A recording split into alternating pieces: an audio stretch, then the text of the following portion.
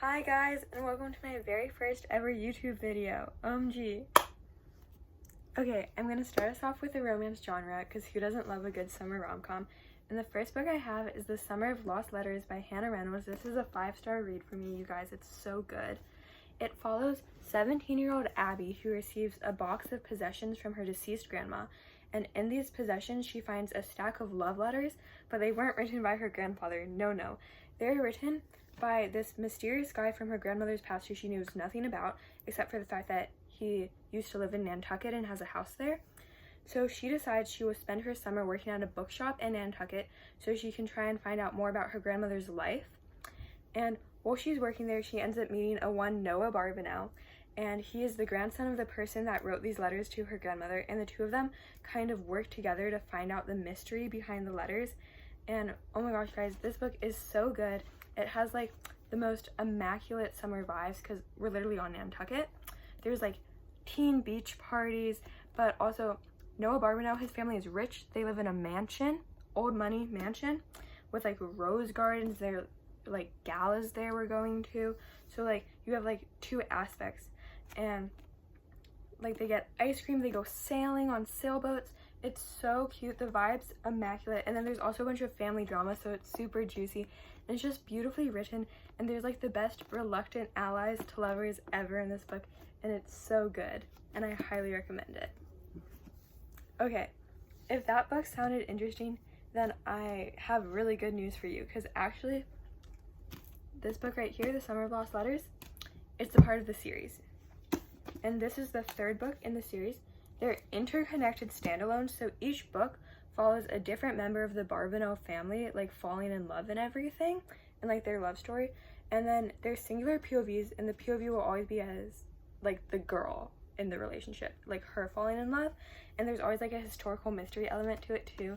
The third book in the series is Summer Nights and Meteorites, and it follows Noah's cousin Ethan's love story with, I want to say, yes, her name is Jordan. And this book is so good. The second book in the series is also really good. It just takes place during the winter, but I still highly recommend. And this book follows Jordan, who she's kind of had a few messy breakups lately, so she's decided no dating, no more summer flings this summer, and she's gonna go to Nantucket to help her dad, who's researching this comet called Gibson's Comet. However, on the ferry ride over, there's a really cute boy, and she's like, you know what, it wouldn't hurt to make out with him. It wouldn't hurt. Actually it does hurt, because guess who he is? Guess who he is, guys? He's Ethan Barbanel, and that's her father's research assistant. So now she has to interact with this boy all summer long. And of course the two of them like fall in love, and it's so cute.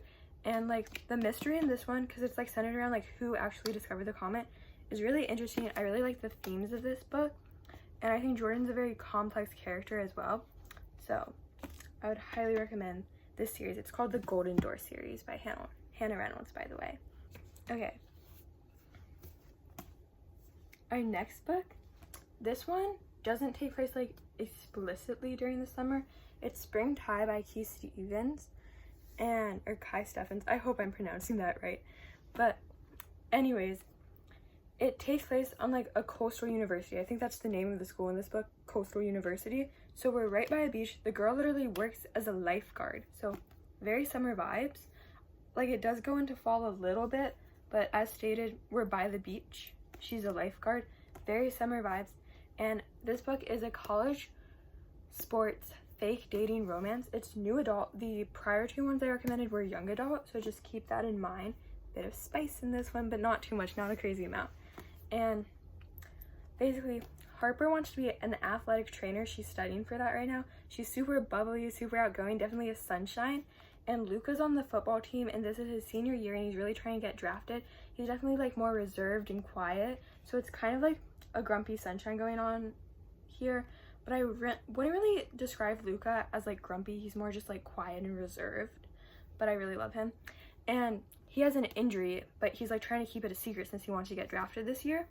And see, their paths connect when Harper, she has a crush on a boy on the baseball team, and she gets like assigned to like the football team to like help them with athletic training stuff, I guess. but she wants to work with the baseball team so she can see her crush. So she ends up blurting out like to her teacher that she's dating Luca, so she can claim like, oh, there's a conflict of interest, you need to reassign me. Luca ends up hearing out about this, and he's like, okay, I'll keep your secret if you help me heal my injury, since she has like this sports medicine knowledge. And the two of them end up fake dating. And like, some people say this book is a little bit slow, like disclaimer, but I found it really like cozy and comforting, and you really get to know the characters and what they're going through. If you can't tell, this is a comfort book for me. Like, Harper is struggling with never being taken seriously enough because of like her bubbly personality, and then Luca has like a lot of pressure put on him by his family, who he like feels the need to provide for and take care of, and it's just really good. Highly recommend. Okay, now we're gonna talk about thrillers slash mysteries, because who doesn't love a good summer thriller? If you know, you know. And the first book we have here is The Cousins by Karen M. McManus. I literally love Karen M. McManus so much. She wrote the One of Us is Lying series, which has a TV show on Peacock, and I feel like this woman writes the best beach reads. Like, if you're going to the beach, bring one of her books. They're so good. Everything you could want. They have a little bit of suspense, a little bit of action, mystery, a little bit of romance. It's so good. Like, I think this book has sand in it because I took it to the beach. Like, I kid you not. Okay, so this is one of her more like underrated books, I would say, than like the One of Us is Lying series.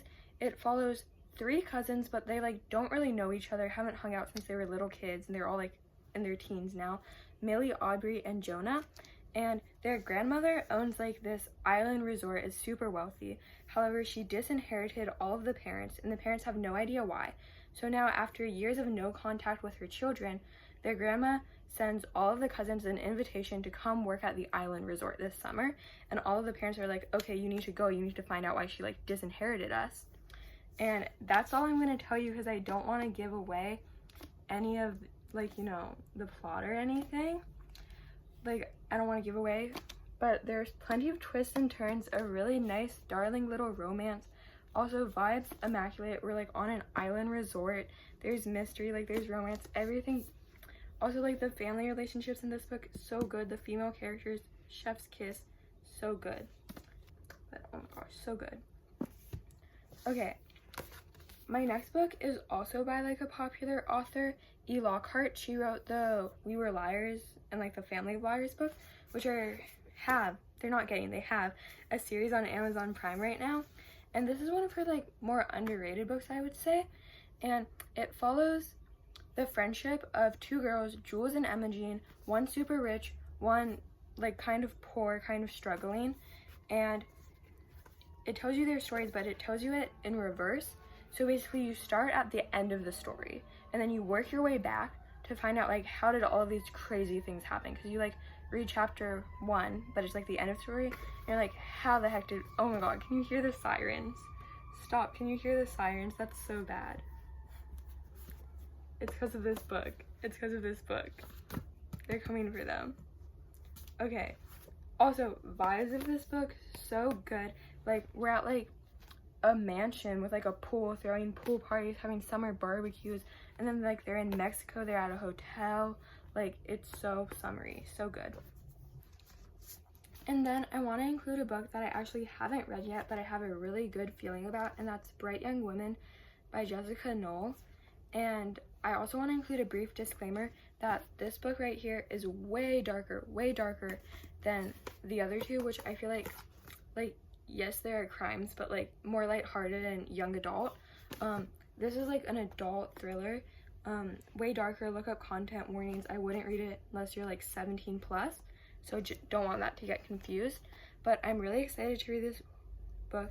It follows the story of, I think, 2 women as they work together to hunt a serial killer who has like terrorized them and killed their friends.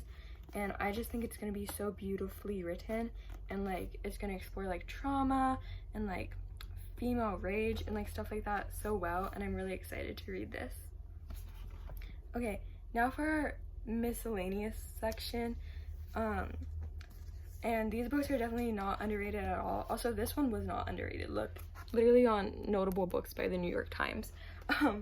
But we have Percy Jackson. Love Percy Jackson, so good. It's if you don't know, it's the middle grade, and it follows a boy named Percy Jackson who discovers that all the Greek myths and the Greek gods are real and that he is a demigod, and now he must go on a quest to help his mother with 2 other people, his best friend Grover and this girl Annabeth, who he meets at a camp for demigods called Camp Half-Blood. This book is such a good summer read because most of the books in the series take place during summer. Camp Half-Blood is a summer camp, and also, like, when else are you gonna have time to read like 5 books straight? Because you're gonna want to binge these. Like, it's so good. There's a TV show on Disney Plus you can watch afterwards, and I love it. Okay, and then our next book is if you want to feel pretentious, or like you want to start getting into classics but classics scare you, because that's so valid, and that book is Animal Farm. Okay, this one doesn't have like the summery vibes of the other one, but I think it's just a fun book to read like whenever, but like during the summer, because like I feel like it's hard to read a classic during the school year because you're so drained from everything else, but now you like have time to read it on your own terms. This is by George Orwell. It's so good. I highly recommend it.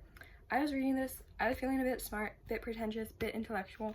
I go to the foreword, tell me why. They're like, I read this in the 6th grade. Very popular among 11-year-olds.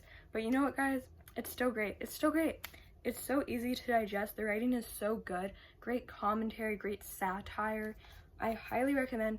Word of warning though, for any classic you read if you're getting into them, do not read the foreword first. Skip the foreword until you finish the book, because they just straight up spoil the book in the foreword because they're like, well, everyone's probably read this. So I just want to tell you guys that. And yeah, OMG. These are my Rex. Animal Farm fell off, but these are my Rex. Aren't they so pretty? Okay, that concludes my summer reading Rex. Please, please, please like, subscribe, and comment your favorite summer reads. I feel like summer's just a great time to read books, you know? And thank you for watching my first ever YouTube video.